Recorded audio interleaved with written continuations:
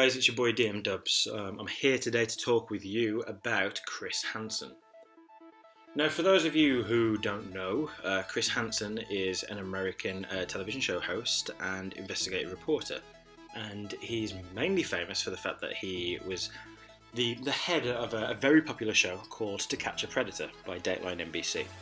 Now, the premise of that was relatively simple. They would have decoys pretend to be, say, 12, 13 years old online in various chat rooms, and predators would, tend to approach them with all kinds of just horrible suggestions and things they wanted to do with this decoy.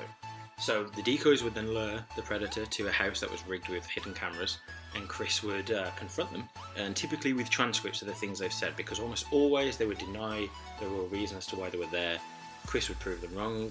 They'd either try and get their way out of it, or they'd come clean. And they always walked out and got arrested. So, great times.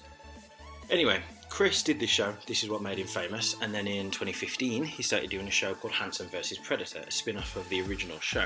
And it was going to be premiered online. And the novelty premise of this was the fact that it was crowdfunded by fans of the original show, and I guess you could say fans of justice. Because regardless of how you feel about the way that these predators were brought in, they were predators. So, the problems all kind of began around this fundraiser, because the funds were raised and perks were offered. For example, there were things like mugs, signed photographs, and the right to be able to see the episodes before they went online, and exclusive content that you may not otherwise be able to see. So, over the couple of years that followed, I periodically just checked into that Kickstarter because I always wanted to see what new content Chris was coming up with.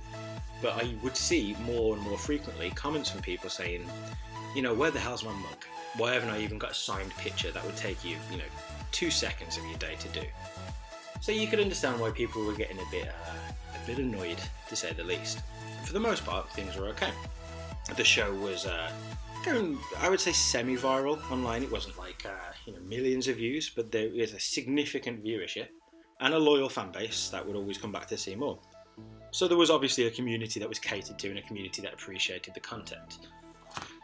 Recently, there hadn't been any new content, but the channel Crime Watch Daily, where Hansen vs. Predator was being shown online, that was it was getting, I'd say, rejuvenated. They were putting new clips around, or new edited clips, just with a slightly more content and presented in a slightly different way. I guess to keep us all satisfied, and for the most part it worked. But I would start to see on the YouTube comments, there would be messages like, I still haven't got my mug, it's great that you're catching these people, but why can't you stay true to us? You're conning your fans. And that was a word that was coming up often, you're conning us, this is all a big con. So, there's a bit of concern there, and it's almost ironic because Chris also did a show called To Catch a Con Man, I believe it was called. So, there's a bit of irony there, and people were linking back to those videos saying, why haven't you listened to your own advice and just been honest with everybody?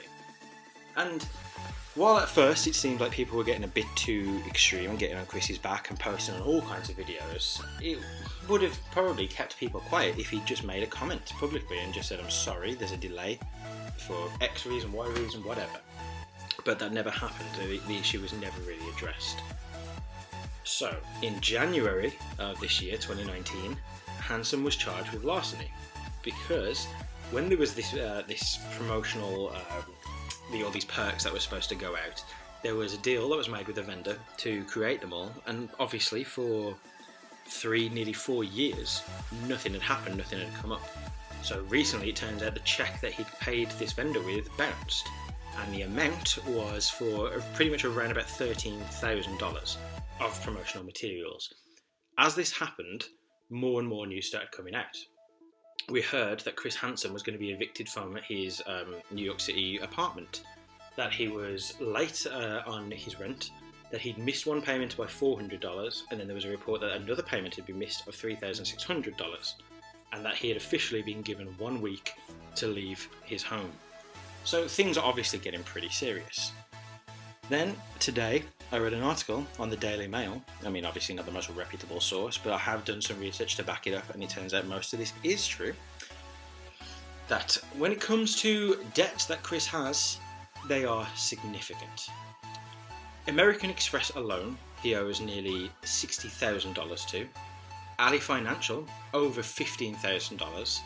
And then to TD Bank, $125,000, if not more.